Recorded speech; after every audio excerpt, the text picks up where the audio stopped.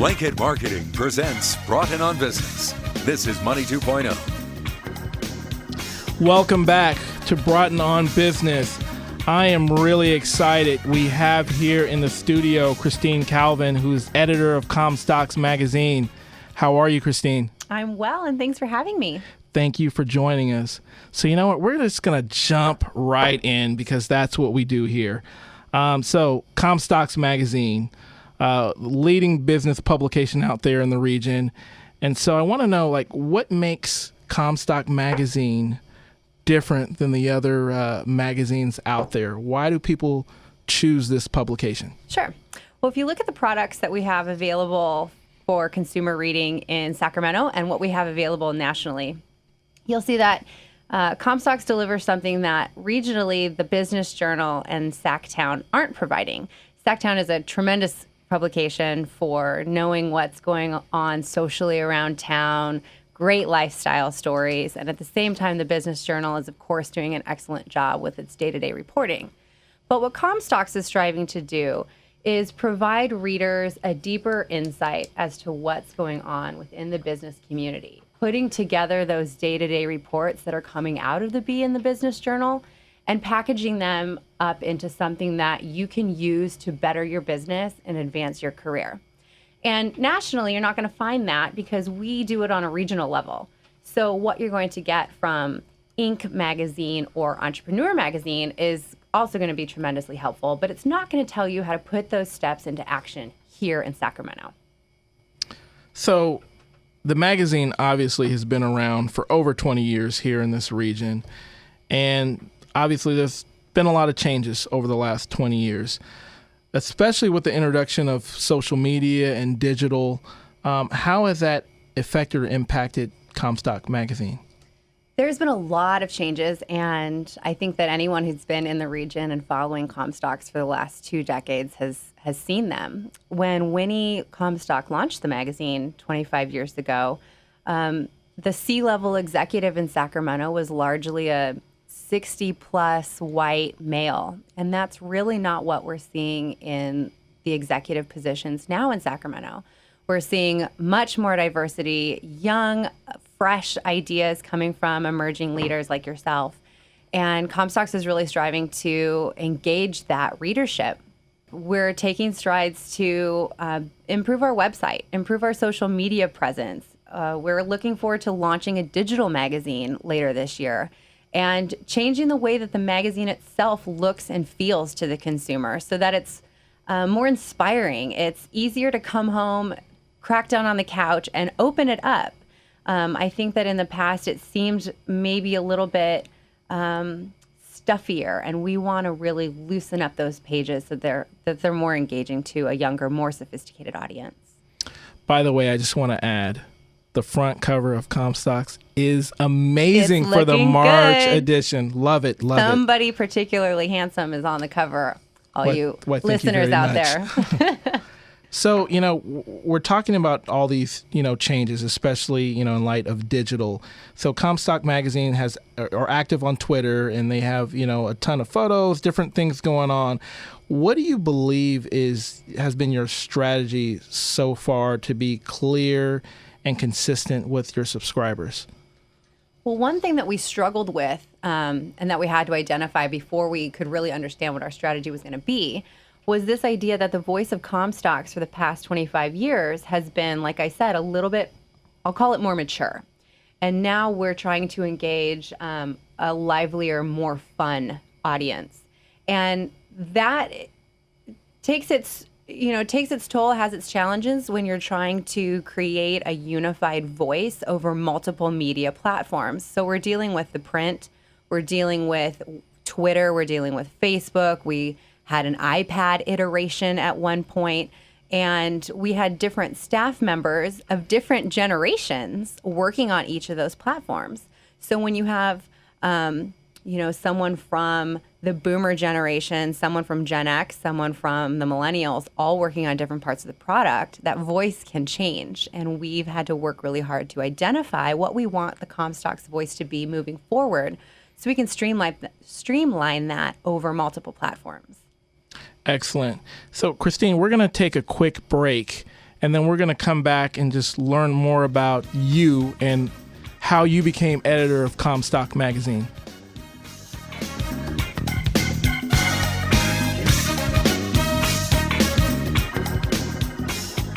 This is Broughton on Business on Money 2.0, sponsored by Blanket Marketing.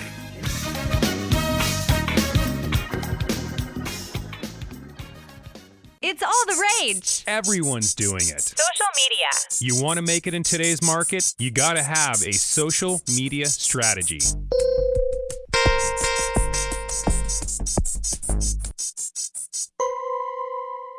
What is social media? Hey, I'm Michael Broughton, President and CEO of Blanket Marketing Group. If you heard it once, you've heard it 1,000 times. In today's fast-paced business world, you aren't in it if you don't have a social media strategy. My company is a full-service digital marketing advertising agency based out of Sacramento, California. With years of delivering professional marketing strategies, we can bring your business to the forefront of your industry. Our motto is, relax. We've got you covered. Give me a call at 329-8600 and let's set up a time to talk about your business strategy. Also, listen to my show every Thursday, 10 a.m. on 105.5. That's Broughton on Business, 10 a.m. every Thursday on 105.5.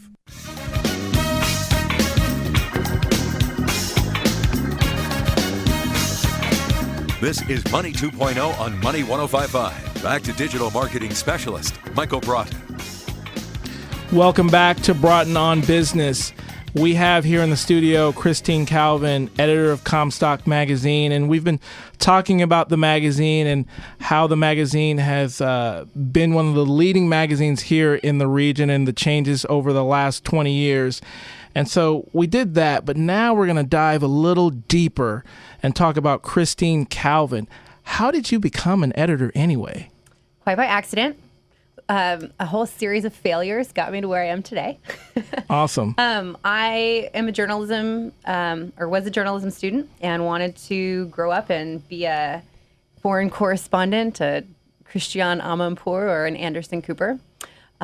Instead, I got a job at the Truckee newspaper, lived in my parents' condo, and skied. And woke up a couple years into that and decided I better get a real job.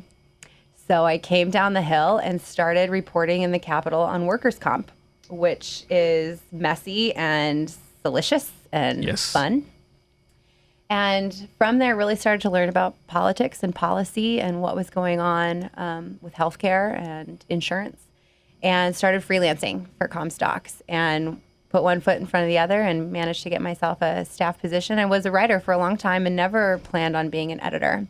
But when the opportunity came, I jumped on it, had no idea what I was doing, and just wanted to figure it out. And I've been able to do that, and I've had good leadership around me, and have been given the opportunity to fail a little bit and test waters and figure out how it should be done. And I'm really enjoying it now, so much so that I can see myself moving forward in the editing role and the publishing role more so going forward, and potentially not being a writer anymore, which is kind of a hard thing to swallow, but I'm enjoying it. Okay, so I'm going to ask you a tough question, but it's probably an easy question for you. I'm sure, as an editor, especially of the leading magazine here in the region, I'm sure you have writers, you have people coming to you all the time like, hey, this is a good story, this is a good story, hey, there's a story here, there's a story here. Like, how do you qualify a story and say, okay, this is newsworthy and this should be in the publication? Like, what do you do?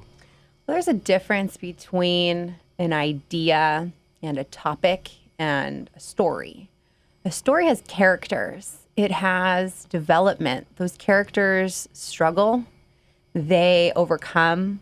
There is a setting and there's a scene and there's a climax. And those things are what make a story engaging and entertaining.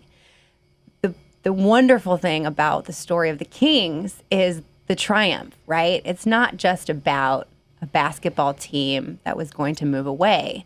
There were good guys and there were bad guys, and there was this crescendo of energy.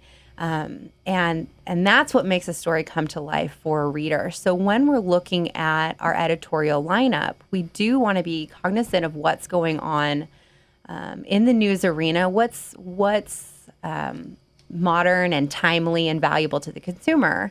But we also want to make sure that it engages and that it's worth opening up after a long day of listening to the radio, reading the Wall Street Journal, having Twitter fed at you. When you come home and you want to read something engaging and valuable, we want that to be Comstock's.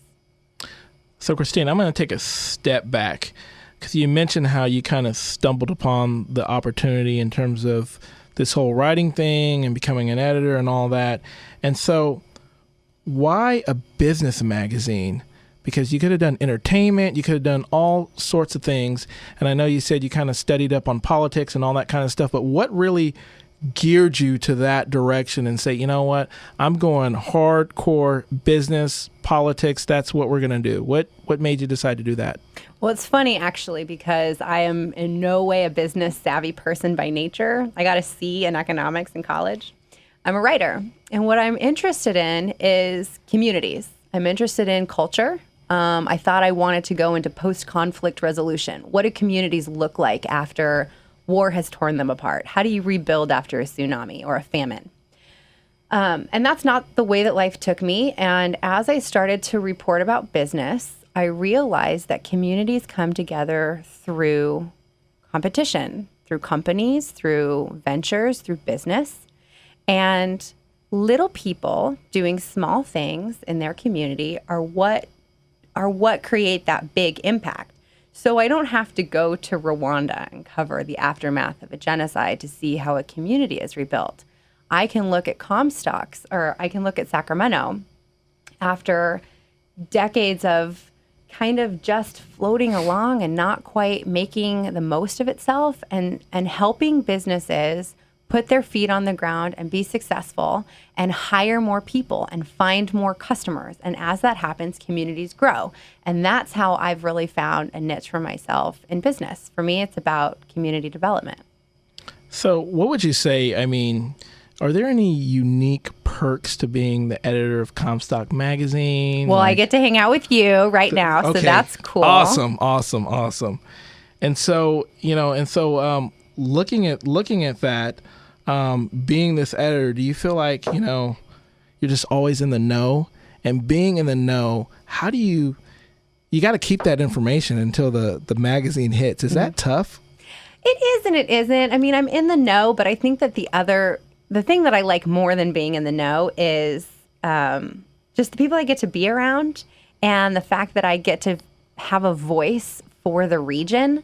So yeah, I mean, it's fun to keep a secret. It's fun to keep people waiting to see what's going on. But really, I've been enjoying being able to be a voice for the young professionals in this region.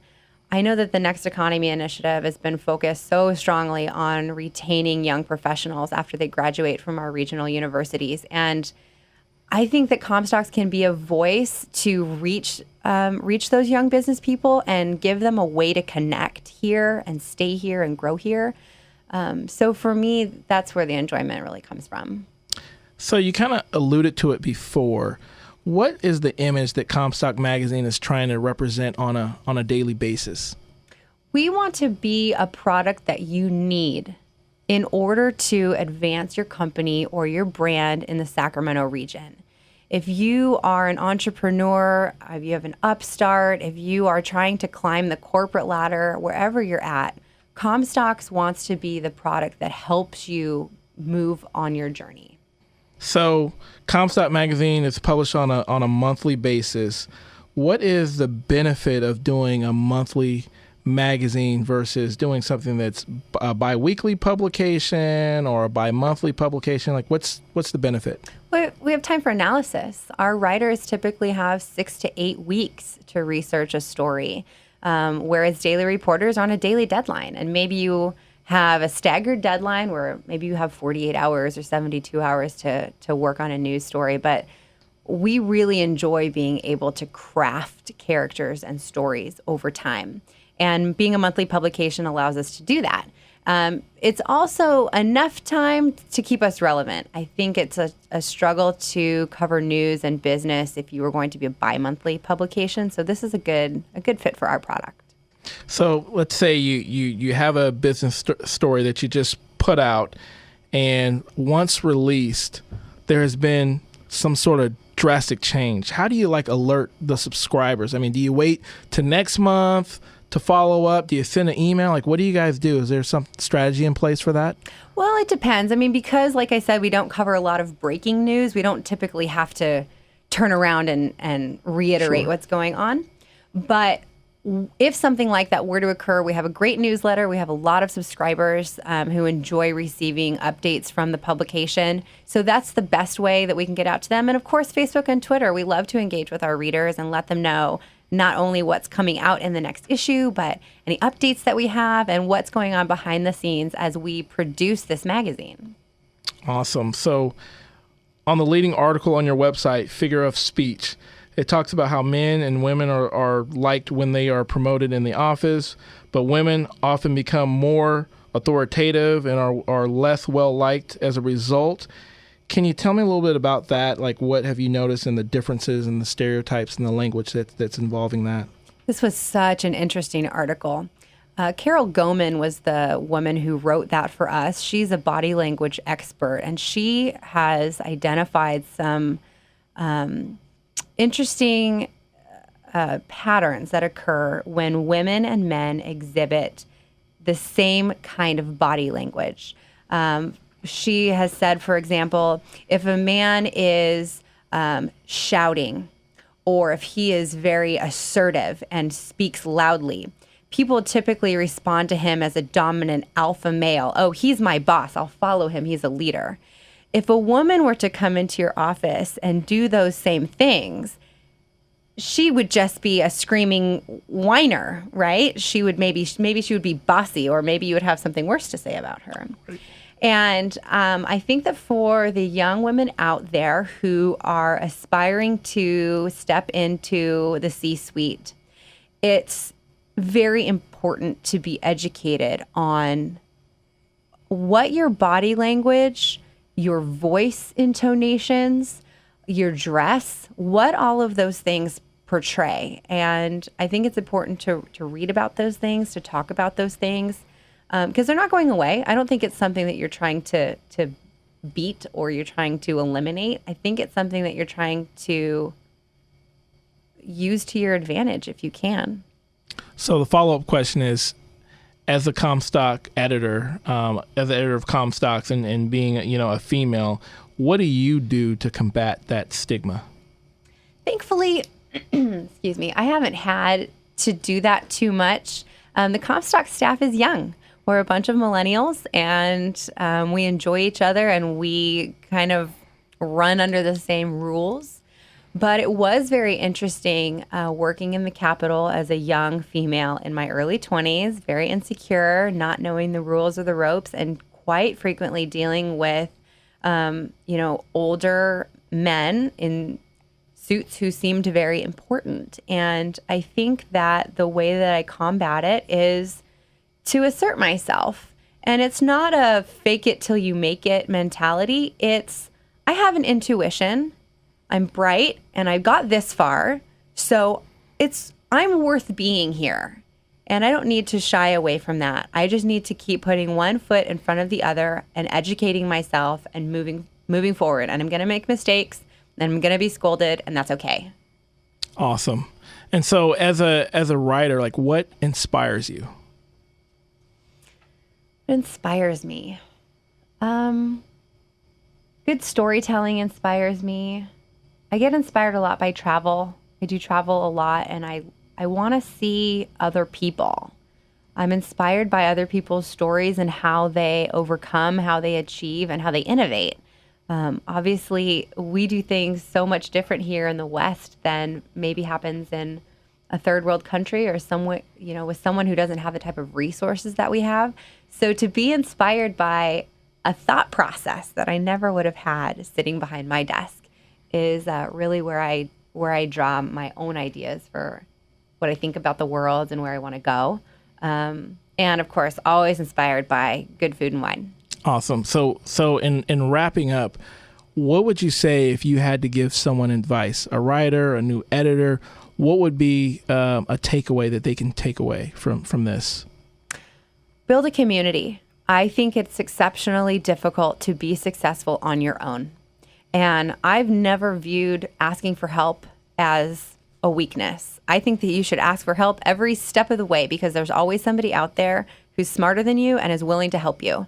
And that's how you learn.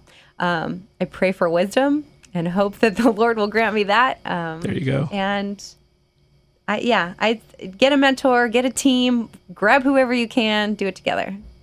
Thank you very much for coming out today. I really appreciate it. Great insight. And once again, pick up the latest edition of Comstock Magazine. Matter of fact, subscribe to Comstock Magazine because it's a great magazine, great publication, a lot of relevant stuff, what's going on in the region. We have here Christine Calvin, the editor of Comstock Magazine. So where can we get Comstock Magazine? Comstocks is available at Barnes & Noble. We're available at the Avid Reader. You can log on to comstocksmag.com or follow us on Facebook or Twitter at comstocksmag. Thank you very much, Christine. We appreciate it. Thanks for having me, Michael. I really enjoyed it.